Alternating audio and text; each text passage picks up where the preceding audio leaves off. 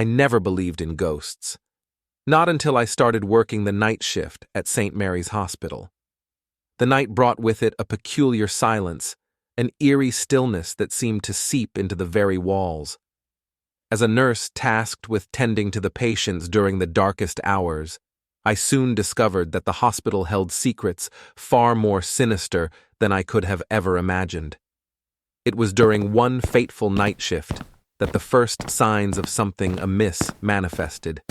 I had just finished my rounds, the steady beeping of the monitors providing a haunting soundtrack to the empty corridors. As I approached the end of the hallway, a flicker of movement caught my eye. A shadowy figure, fleeting and indistinct, darting into one of the patient rooms. My pulse quickened, and I hesitated for a moment, the chill of uncertainty prickling at my skin. But duty called, and I pushed open the door, my footsteps echoing in the hushed space. The room was empty, the patient's bed neatly made, the pale light of the moon casting a ghostly glow through the window. There was no sign of the figure that I had seen, no trace of its existence save for the lingering feeling of unease. As the nights passed, the hospital seemed to take on a life of its own.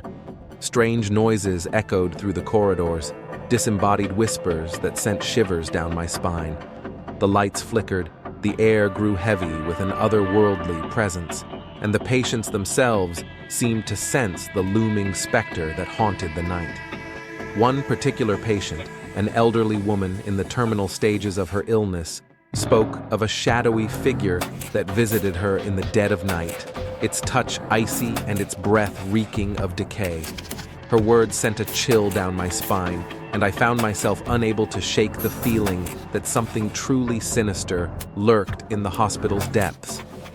Determined to uncover the truth, I delved into the hospital's history, sifting through old records and speaking with the few long-serving staff members who remembered the building's dark past.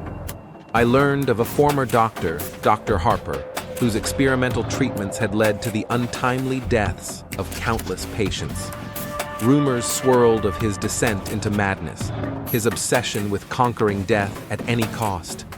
In the dead of night, guided by a restless determination, I ventured into the abandoned wing of the hospital, a place long forgotten and sealed off from the rest of the facility.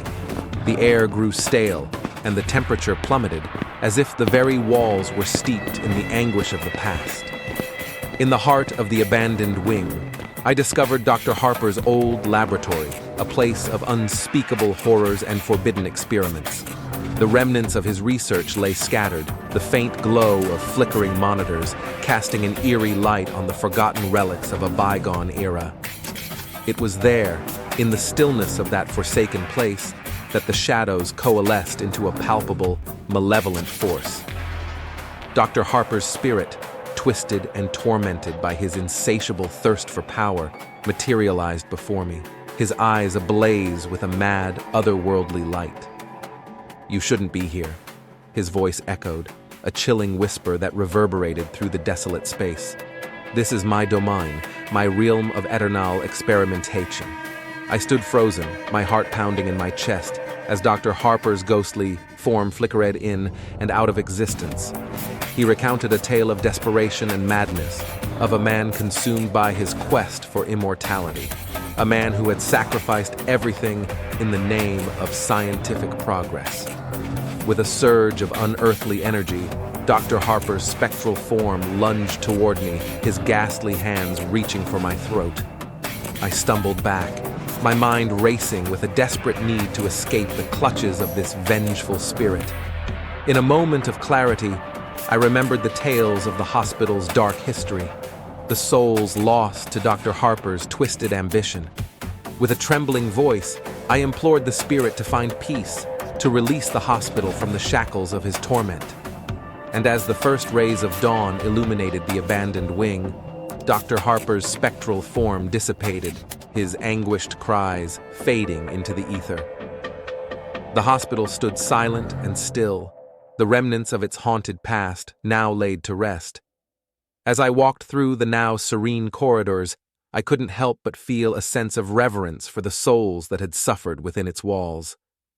The night shift had revealed a darkness that few could comprehend, a tale of hubris and tragedy that would forever be etched into the hospital's enduring legacy.